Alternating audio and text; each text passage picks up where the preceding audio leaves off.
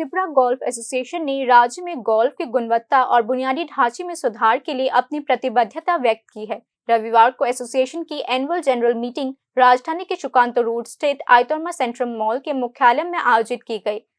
आज हुए annual general meeting में डेविड देबबर्मा को एसोसिएशन का अध्यक्ष, डॉक्टर विश्वेंदु भट्टाचार्य को उपाध्यक्ष और सुशांतो देबबर्मा को सचिव चुना गया। बैठक के बाद एसोसिएशन के अध्यक्ष डेविड देबबर्मा ने आज कहा कि राज्य में गोल्फ के खेल को विकसित करने के लिए विशेष योजना बनाई गई है। आज के আমরা গোল্ফ অ্যাসোসিয়েশন অফ ত্রিপুরার প্রথম রাজ্য কমিটি সম্পূর্ণ করেছি।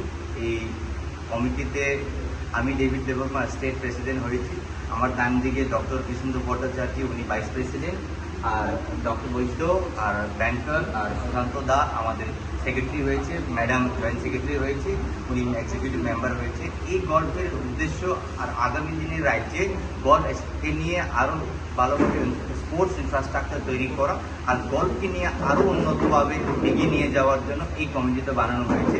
আমরা বিশ্বাস করি আগামী দিনে গল্ফ অ্যাসোসিয়েশন অফ ত্রিপুরা রাজ্যে না শুধু আর দেশে আর ইন্টারন্যাশনালি আমাদের একটা রিপ্রেজেন্টেশন থাকবে।